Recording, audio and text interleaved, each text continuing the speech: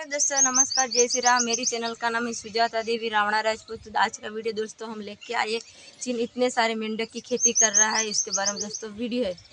Hello दोस्तों, हमारे channel का नाम है सुजाता देवी रावणा राजपूत और हमारे आज का वीडियो लेके आए हैं चाइना क्यों इतनी मेंढक की खेती कर रहा है। दुनिया देख के तंग रह गई है। करते हैं वीडियो चालू। चीन और थाईलैंड क्यों कर रहे हैं मेंढक की खेती, वजह जानकर पूरी दुनिया हैरान। दोस्तों, क्या आपने कभी सोचा है एक ऐसा मार्केट जहां मेंढक बिक रहे हो, वो भी जिंदा और लाखों की तादाद में? ये कोई बनी बनाई बात नहीं, बल्कि चीन और थाईलैंड के मार्केट की हकीकत है। जो जानवर बारिश में टर टर करता है, जिसे देखकर हम बचपन में दूर भाग जाते थे, आज उसी मेंढक को चीन के लोग पाल रहे हैं, मोटा कर रहे हैं, काट रहे हैं और दुनिया भर में बेच रहे हैं। और ये सिर्फ फ्रॉग फार्मिंग ही नहीं, बल्कि खतरनाक रैकेट बन चुका है। वैसे भी दुनिया आज सिर्फ एक सुपर पावर नहीं, एक सुपर सस्पेक्ट के तौर पर भी देखती है। ये वही देश है जिसने ऑक्टोपस, सुअर और चमगादड़ से लेकर सांप तक सब कुछ खाने की आदत बनाई और अब इसकी नजर पड़ी है मेंढक पर। जी हाँ, चीन और थाईलैंड के फ्रॉग फार्म्स में लाखों की तादाद में मेंढक पाले जा रहे हैं। लेकिन क्यों इतनी बड़ी तादाद में इन मेंढकों को कहां बेचा जा रहा है? क्या चीन ये काम सिर्फ पैसों के लिए कर रहा है या फिर इसके पीछे कोई और खतरनाक एजेंडा छुपा हुआ है? पूरी सच्चाई जानकर आप दंग रह जाएंगे। लेकिन उसके पहले प्लीज इस वीडियो को लाइक और चैनल को सब्सक्राइब करके हमें सपोर्ट जरूर कीजिए। दोस्तों, पिछले कुछ सालों में थाईलैंड, कंबोडिया, वियतनाम और चीन जैसे एशियाई देशों में मेंढक का मीट एक महंगी डिश बन चुका है। वहाँ के लोग दावा करते हैं कि मेंढक का स्वाद चिकन से भी बेहतर होता है और इसके पैरों में हाई प्रोटीन, कम फैट होता है, जो इसे फिटनेस और हेल्थ के दीवानों के लिए परफेक्ट बनाता है। यही वजह है कि नॉनवेज पसंद करने वाले लोग अब मुर्गा और मटन छोड़कर मेंढक खाना पसंद कर रहे हैं। लेकिन यहीं से ये पूरी कहानी एक अजीब और खतरनाक मोड़ लेती है, क्योंकि अब ये सिर्फ खाने का ट्रेड नहीं रहा, बल्कि ग्लोबल एक्सपोर्ट इंडस्ट्री और वायरल रिस्क में बदल चुका है। दरअसल किसी भी जंगली जानवर की तरह मेंढक भी कई वायरस और बीमारियों को फैला सकते हैं और कृत्रिम रूप से इनकी ब्रीडिंग करवाना या दवाइयां खिलाकर जल्दी मोटा और बड़ा करके बेचना, ये कुछ ऐसे क्रूर कदम है जो भविष्य में इंसानों को ही महंगे पड़ सकते हैं। लेकिन फ्रॉग फार्मिंग होती कैसे, चलिए जानते हैं। आज चीन हर साल करोड़ों मेंढकों को पाल रहा है, बेच रहा है और अरबों रुपए कमा रहा है। इसलिए चीन को वर्ल्ड फ्रॉग्स किंगडम भी कहा जाने लगा है। साल 2023 में चीन ने 1.5 मिलियन टन मेंढकों का मीट बेचा था, जो दुनिया के टोटल फ्रॉग मीट प्रोडक्शन का 75% था। जिसके बाद दूसरे नंबर पर थाईलैंड का नाम आता है। अब इतनी बड़ी मात्रा में मेंढकों को जंगलों से तो पकड़ा नहीं जा सकता, इसलिए चीनी लोग इनका प्रोडक्शन फैक्ट्रियों में करते हैं, जिसके लिए सबसे पहला स्टेप है ब्रीडिंग। इस प्रक्रिया में मेल और फीमेल मेंढकों को एक साथ टैंकों या कृत्रिम तालाबों में रखकर उनका प्रजनन कराया जाता है। ये टैंक नॉर्मली सीमेंट से बने होते हैं और इनमें कंट्रोल टेम्परेचर और ह्यूमिडिटी मेंटेन किया जाता है। अब मेंढक सिर्फ बारिश के मौसम में ही प्रजनन करना पसंद करते हैं और ऐसे में इन टैंकों में थोड़ा सा पानी भरा जाता है, जिसमें पेड़ों के पत्ते और टहनियां रखी जाती हैं। फिर इनमें मेंढकों को छोड़कर फव्वारे यानी स्प्रिंकलर की मदद से कृत्रिम बारिश का माहौल बनाया जाता है, जिससे ये मेंढक प्रजनन करते हैं। और इस प्रक्रिया के कुछ दिन बाद मादा मेंढक बच्चों को जन्म देती है। ये अंडे 300 से लेकर 6000 तक हो सकते हैं। अंडे मिलने के बाद ये किसान मेंढकों को कृत्रिम तालाबों से निकाल लेते हैं, ताकि ये मेंढक उन अंडों को खा ना जाए। इन अंडों में से कुछ ही दिनों में टेडपोल्स यानी मेंढक के बच्चे निकलते हैं, जिन्हें छोटे छोटे वाटर चैम्बर्स में रखा जाता है। यहाँ इन्हें खास तरह के कीट, लार्वा और उच्च प्रोटीन वाले पाउडर की डाइट दी जाती है, जिससे धीरे धीरे ये टेडपोल्स बड़े होते हैं। इनके पैर आने लगते हैं और पूंछें आने लगती हैं। फिर कुछ ही समय में ये छोटे छोटे मेंढकों में तब्दील हो जाते हैं। अब यहाँ चीन के फ्रॉग फार्मर्स को दो तरह की फार्मिंग में से एक को चुनना पड़ता है। पहला इंडोर फार्मिंग, जिसमें इन छोटे छोटे मेंढकों को उठाकर कुछ हजार की मात्रा में हर एक टैंक में रखा जाता है। हालांकि इसमें काफी ज्यादा टैंक्स की जरूरत पड़ती है।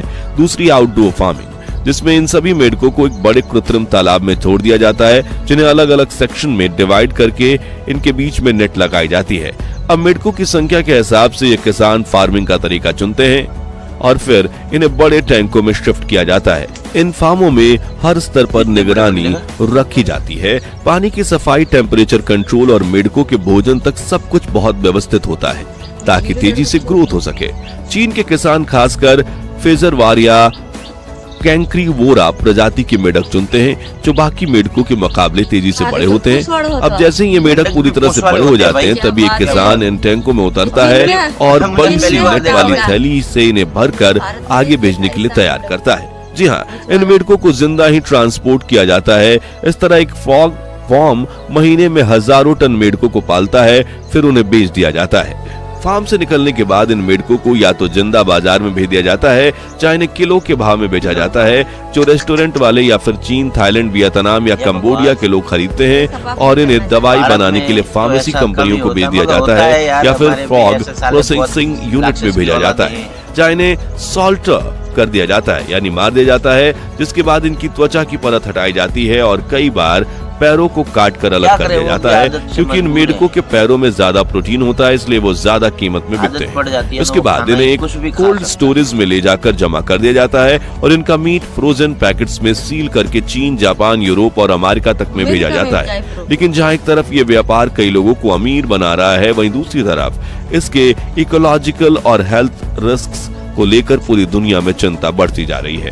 दरअसल मेढक सिर्फ दिखने में सीधा साधा जानवर है, लेकिन वैज्ञानिकों का मानना है कि ये कई जानलेवा बीमारियों का सोर्स भी हो सकता है। इसकी स्किन पोरस यानी छेद वाली होती है, यानी ये अपने आसपास के पानी के सीधे वायरस और बैक्टीरिया सोख लेते हैं और अब इनसे भरे हुए मेढक इंसानों के संपर्क में जब आते हैं तब इन्हें खाने में इस्तेमाल किया जाता है तो कई वायरल इन्फेक्शन या त्वचा की बीमारियां हो सकती हैं। इतना ही नहीं, वैज्ञानिक नजरिए से मेढक प्रकृति का एक बेहद जरूरी हिस्सा होते हैं। ये मच्छरों और कीटों को खाते हैं, जिससे डेंगू, मलेरिया जैसी बीमारी कंट्रोल में रहती है। लेकिन अब जब इन मेढकों को लाखों की संख्या में फार्मों में बंद कर दिया जाएगा या जंगलों से पकड़कर एक्सपोर्ट कर दिया जाएगा तो इकोलॉजिकल बैलेंस बिगड़ जाएगा। यहाँ तक कि कुछ रिपोर्ट्स के मुताबिक एशिया के कई इलाकों में मेढक की प्रजातियां विलुप्ति के कगार पर हैं, सिर्फ इसलिए क्योंकि लोग उन्हें खाने और बेचने के लिए खत्म कर रहे हैं। लेकिन इतनी रिस्क होने के बावजूद मेढकों का व्यापार क्यों किया जाता है? इसका सीधा कारण है पैसा। आज फ्रॉग फार्मिंग अब एक $1 मिलियन इंडस्ट्री बन चुकी है। सिर्फ थाईलैंड में ही हजारों लोग छोटे बड़े फार्म चला रहे हैं, जहां एक मेढक की कीमत 100 से 300 रुपए तक होती है और इसका मीट इंटरनेशनल मार्केट में 1000 से 1500 रुपए प्रति किलो तक बिकता है। चीन और थाईलैंड जैसे देश तो अब फ्रॉग मीट को एक हेल्दी प्रोटीन अल्टरनेटिव के रूप में प्रमोट कर रहे हैं और इसी बहाने दुनिया के बड़े बड़े रेस्टोरेंट्स में फ्रॉग लेग्स डिशेस बिक रही हैं। अमेरिका, फ्रांस, इटली जैसे देशों में इसकी जबरदस्त डिमांड है, जहां एग्जोटिक फूड लवर्स इसे महंगे दामों में खरीदते हैं। इसके अलावा फ्रॉग की स्किन का भी व्यापार होता है, जिससे बैग, बेल्ट्स और जूते तक बनाए जाते हैं। यानी एक मेढक का मांस भी बिका, चमड़ा भी बिका और एक्सपोर्ट करके डॉलर्स में पैसा भी कमाया। यही वजह है कि गरीब किसान भी अब इसमें हाथ आजमा रहे हैं और वहाँ की सरकारें भी इन्हें सस्टेनेबल बिजनेस कहकर बढ़ावा दे रही है। लेकिन इस लालच और कमाई की होड़ में किसी को इस बात की फिक्र नहीं कि ये मेढक जब इंसानी सिस्टम में घुसते हैं तो नई बीमारियों और वायरस की शुरुआत बन सकते हैं। ठीक उसी तरह जैसे चमगादड़ और पेगोलिन से कोविड फैला था।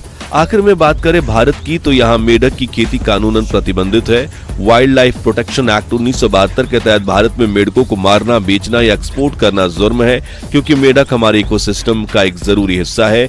क्योंकि इससे न सिर्फ पर्यावरण बल्कि जैव विविधता को भी नुकसान पहुंचेगा और बीमारियां होंगी वो अलग। इसलिए जरूरत है जागरूक होने की और ऐसी ट्रेंडिंग फार्मिंग से दूर रहने की जो ना तो नैतिक है, ना प्राकृतिक और ना ही इंसानों के लिए सुरक्षित। वरना कल को जब कोई नई बीमारी फैलेगी तो हम यही सोचते रह जाएंगे कि गलती कहाँ हुई। तो दोस्तों, क्या फ्रॉग फार्मिंग पर वैश्विक स्तर पर बैन लगा देना चाहिए और चीन की अलग अलग प्रकार के जानवरों के खाने की आदत पर दुनिया कैसे रोक लगा सकती है? अपनी राय कमेंट्स में बताइए। ये वीडियो अच्छी लगी हो तो इसे लाइक और शेयर जरूर कीजिए और ऐसी ही सच्ची खबरों के लिए हमारे चैनल को सब्सक्राइब करके पास वाली घंटी जरूर बजा दीजिए। जय हिंद, जय भारत। दोस्तों, ये वीडियो तो मेंढक वाला खत्म हो चुका है। ये चीन इतने सारे मेंढक पाल रहा है, देखो पाल रहा है, मीट बना बना कर कितना बेच रहा है। दोस्तों, आपको हमारा वीडियो कैसा लगा है आप कमेंट में बता देना। हेलो दोस्तों, चाइना हर चीज को बेच रहा है, ठीक है ना। ऐसा कोई चीज ना हो जानवर खाने पीने वाला, सब चीज को खा ले। तुम कभी भी शरत मारोगे ना पूरा वर्ल्ड के अंदर कि कौन इतने जानवर खा सकता है, तो एक ही नाम आएगा, चाइना। ठीक है ना। मेरे को चाइना का एक चीज अच्छा लगा कि कोई भी हो मगर पैसा कमाओ, ठीक है ना। ये एक मेरे को अच्छा लगा है चाइना का। और दूसरा ये है कि जो जंतु होते हैं, प्राणी होते हैं, इसको खाना नहीं चाहिए, ठीक है ना। ये भी जीने का हकदार है, मगर क्या करे, वो आदत से मजबूर है, उसके बचपन से ऐसे सिखा रहे हैं, ठीक है ना। मगर पूरे वर्ल्ड के अंदर एक ही देश ऐसा है, हिंदू। हिंदू एक ऐसा चीज है ना, वो भले मजबूरी से खा लेता है बकरे मुर्गे, मगर इसके अंदर भी दया भाव रहती है हमारे हिंदुओं के पास, ठीक है ना। पूरे वर्ल्ड के अंदर घूमोगे ना, भारत जैसा कहाँ भारत देश नहीं जैसा और मिलेगा। हिंदू कहीं भी जाएगा मांसाहारी नहीं बन पाता। इसका तुम 2-3 बार सवाल ऐसा कर दो कि नहीं खाना, ऐसा नहीं करना है, तो एक दिन एक वो छोड़ ही देता है, छोड़ ही ठीक है। देगा। हाँ, इसके हमारे बचपन के माँ बाप का खून दौड़ता है ना, वो ऐसा ही बनता है, ठीक है ना। क्या करे, वो साइना मजबूर है खाने के लिए। और इस चाइना को मालूम है कि आने वाला भविष्य अनाज तो कोई उगा पाएगा नहीं, हर खेतियां की जमीन मकान बिल्डिंगें बन रही है, ठीक है ना। ये हम ही तो कर रहे हैं ऐसे, ठीक है ना। बाद में भाई खाना है तो आगे का सोचता है कि भाई खाने के लिए इंसानों को ये बनाओ तो हमारा पैसा आता रहेगा, हमारा भी कमाई होगी, हमारे देश का भी भला होगा, ठीक है ना। ठीक। और अपने भारत में जो भी फल बनते हैं बिगड़ते हैं वो विदेशों में डाल देते हैं, ठीक है ना। विदेशों में नहीं, डॉलर की ज़रूरत पड़ती है, मेरे को भी मालूम है, देश चलाने के लिए, मगर डॉलर को लिए जनता भारत में होता है ना, इसके लिए हर चीज़ उपलब्ध नहीं मिलती है, ठीक है ना। अच्छे अच्छे आम है, अच्छे से खाना पीना है, अच्छे से गेहूँ है, ठीक है ना। वो भारत के लिए कभी होता ही नहीं यार, ये सरकार सोचती क्यों नहीं है। अपने पहले जनता का सोचो ना भाई, जनता कहाँ के कहाँ प्रताड़ित हो रहे, कितना हर इंसान के पास है ना 5-6 लाख का तो नाम है, जो गरीब है ना इसके सर पे बोझ है 5-6 लाख रुपए, वो उतरते भी नहीं है भाई। थोड़ी एक किस्त भरते हैं तो दूसरा तैयार हो जाए, एक किस्त भरते हैं दूसरा तैयार हो जाता, ऐसे ऐसे इंसान मर रहे हैं, ठीक है ना। और ये वीडियो कैसा लगा आपको, अच्छा लगा तो लाइक शेयर जरूर करें, हमारे चैनल को सब्सक्राइब करें, तो साइड में चल रहा बेल घंटे को दबाए तो आपको पहला वीडियो अब तक पहुंचता रहेगा। पूरा वीडियो देखने के लिए आपको धन्यवाद। जय भारत।